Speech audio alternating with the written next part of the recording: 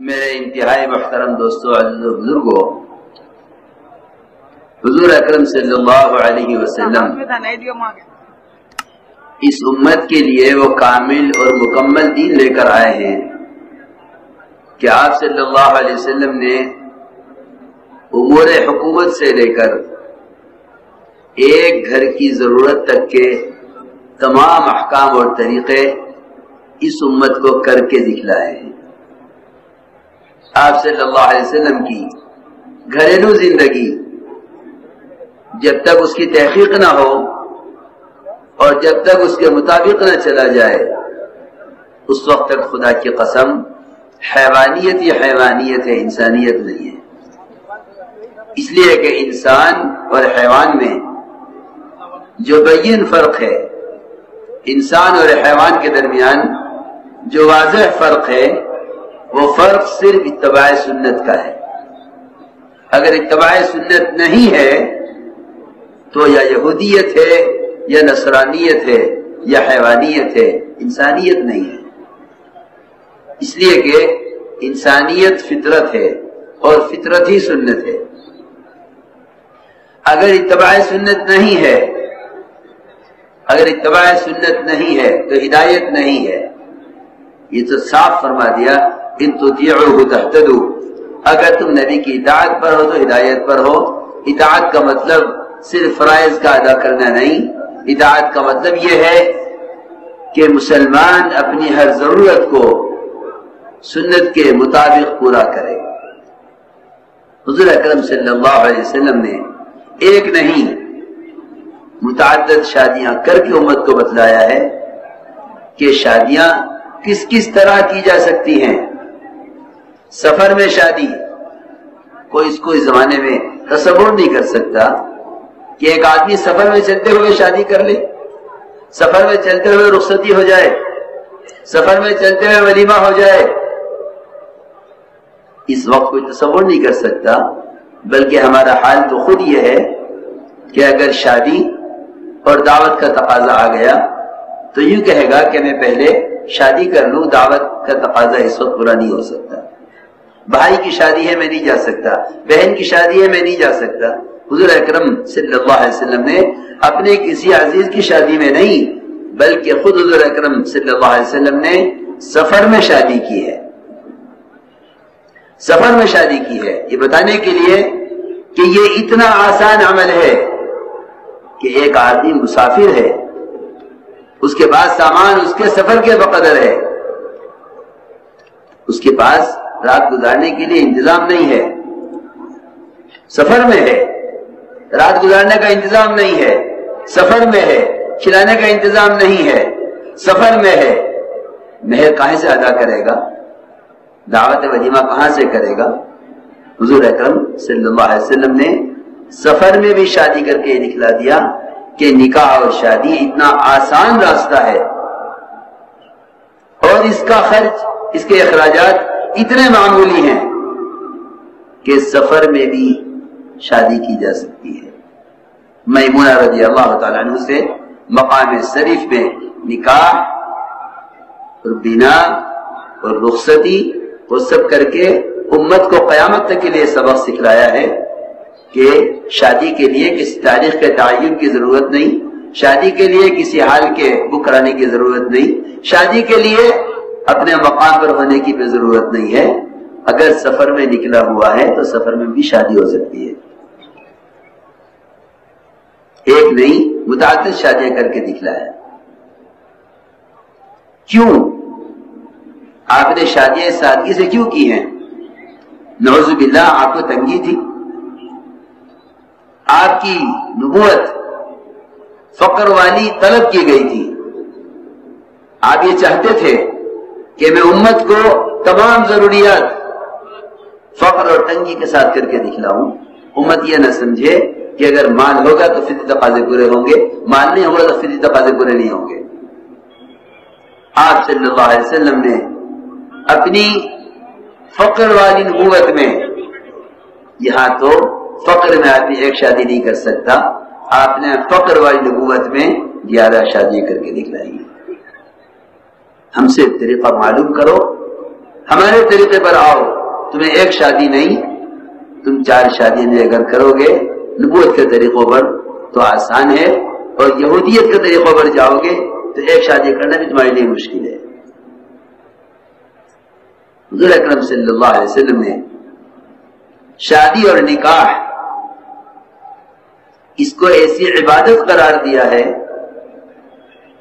میں قسم کھا کر کہتا ہوں جس طرح نماز کا صحیح طریقے پر ادا ہونا اس کو حرام سے منکرات سے بچانے کا ذریعہ ہے، اس کے بعد سب سے پہلا عمل، نماز کے بعد سب سے پہلا عمل وہ بیاہ اور شادی ہے، جو اس کو معاشرے کی لائن کے منکرات سے اور اس کی نظر کی حفاظت اور اس کی شرمگاہ کی حفاظت کرانے کا سب سے بنیادی عمل ہے۔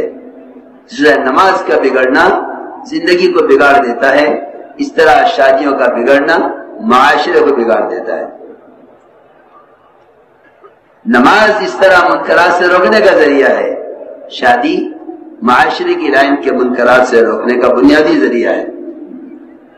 فرمایا نکاح کرو، مسجد میں کرو، نکاح کا اعلان کرو، یہ نہیں فرمایا اشتہار کرو، فرمایا نکاح مسجد میں کرو۔ نکاح کے مسجد میں ہونے کا عمل بتلا رہا ہے کہ یہ کوئی نماز اور عبادت سے مشابہ عمل ہے، جس طرح پابندیاں نماز میں ہیں، نیت اور دعاؤں کا مجموعہ کا نام نماز ہے، اسی طرح بہت سے احکام اور متعین طریقے کا نام شادی ہے۔ میرے دوستوں عزیزو، صرف شادی نہیں، زندگی کی کوئی بھی ضرورت اگر محمد صلی اللہ علیہ وسلم کے طریقے سے ہٹتی ہے تو وہ مشکلات پیدا کرے گی۔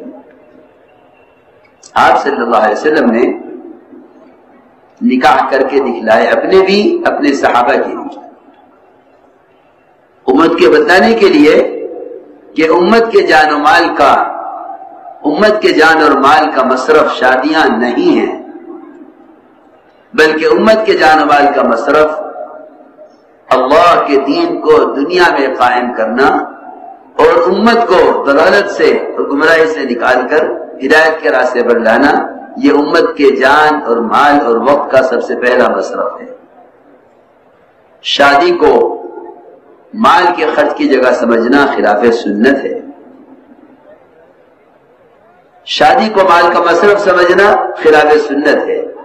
آپ کو نہیں ملے گا کہ حضور اکرم صلی اللہ علیہ وسلم نے اپنی شادی میں یا کسی صحابی کی شادی میں کسی کی شادی کو یہ کہہ کر روک دیا ہو تمہارے پاس مال نہیں تم شادی مت کرو۔ ایک صحابی نے عرض کیا کہ یا رسول اللہ اس عورت سے میری شادی کرنی ہے، فرمایا جاؤ کچھ لے کر آؤ مہر میں دینے کے لیے۔ عرض کیا کچھ نہیں ہے، فرمایا جاؤ تلاش کرو۔ عرض کیا کچھ نہیں ہے، فرمایا ایک لوہے کی انگوٹھی لے آؤ۔ حالانکہ لوہے کی انگوٹھی پہننا جائز نہیں ہے، یہاں آپ نے تحقیر اور تقریر کے لیے فرمایا کہ اگرچہ اتنی تھوڑی چیز حقیر چیز کیوں نہ ہو لے آؤ مہر میں دینے کے لیے۔ آ کر عرض کیا لوہے کی انگوٹھی میرے گھر میں نہیں ہے۔ آپ نے فرمایا زوجتکھا بما معک من القرآن، میں نے تیری شادی اس لڑکی سے اس قرآن پر کر دی جو قرآن تجھے آتا ہے اس کو سکھلا دے۔ کوئی ہے آج شادی کرنے والا؟ تم مجھے قرآن سکھلا دو میں تم سے شادی کروں۔ جب شادیاں دین کے مقصد سے ہٹیں گی تو شادیاں مال سے ہوں گی، آل سے نہیں ہوں گی۔ آپ دیکھ رہے ہیں لوگ مال وصول کر لیتے ہیں، آل کو چھوڑ دیتے ہیں۔ شادیاں مال سے ہوتی ہیں، آل سے نہیں ہوتی۔ اگر سنت کی طرف آؤ گے تو شادیاں آل سے ہوں گی، مال کا کوئی استعمال نہیں ہے۔ اس میں کوئی شک نہیں کہ قرآن کی تعلیم تو مہر نہیں بنے گی، ان صحابی نے مہر بعد میں ادا کیا، لیکن آپ نے یہ نہ فرمایا کہ شادی مت کرو کہ مال نہیں ہے۔ جتنی لڑکیاں اپنی عمریں گنوا دیتی ہیں انتظار میں، وہ صرف اس لیے کہ غیروں کے طریقوں پر شادی کرنے کا انتظام نہیں ہے۔ یہ اس انتظار میں ہے کہ غیروں کے طریقوں پر شادی کا انتظام ہو تو شادی کرے، لڑکے والے لڑکی والے دونوں اس انتظار میں ہیں کہ جب تک یہود و نصارہ کے طریقے پر شادی کا انتظام نہ ہو جائے شادی کیسے کی جا سکتی ہے؟ برکتیں تلاش کرتے ہیں مشائخ بزرگوں کی دعاؤں میں، نکاح کس سے پڑھواؤں، نکاح کس سے پڑھواؤں، کوئی ایسی شخصیت بتلاؤ جس کے نکاح پڑھانے سے میرے نکاح میں برکت ہو جائے۔ خدا کی قسم محمد صلی اللہ علیہ وسلم سے بڑھ کر کوئی شخصیت نہیں، اگر ان کے طریقے سے ہٹ کر کسی ولی کامل سے بھی نکاح پڑھوا لے اور شادی آپ کے طریقے پر نہ کرے تو برکت کا کبھی تصور بھی نہیں کرنا چاہیے۔ یہ نہیں فرمایا جو نکاح میں پڑھاؤں برکت والا ہے، یہ فرمایا جو نکاح میرے طریقے پر ہوگا وہ عظیم برکت والا ہوگا۔ اعظم النکاح برکتاً ایسرہ مؤونہ، کہ جو نکاح میرے طریقے پر ہے، جو میں نے آسانی سے کر کے دکھلایا ہے، جو آسانی میں نے دی ہے نکاح میں، اگر اس آسانی کا راستے اختیار کرو گے تو اس سے عظیم برکت والا نکاح کوئی نہیں ہے۔ ہم سوچتے ہیں نکاح کون پڑھا ہے کہ برکت ہو جائے؟ حضور اکرم صلی اللہ علیہ وسلم، شاید آپ نے کوئی نکاح پڑھایا ہو، لیکن اکثر طور پر آپ کا نکاح پڑھانا اس طرح ثابت نہیں ہے کہ کوئی بھی آئے کہ میرا نکاح پڑھا دیجیے۔ آپ کے خادم خاص حضرت جابر رضی اللہ تعالی عنہ، سفر حضرت کے خادم، نکاح ہو گیا، شادی ہو گئی، گھر میں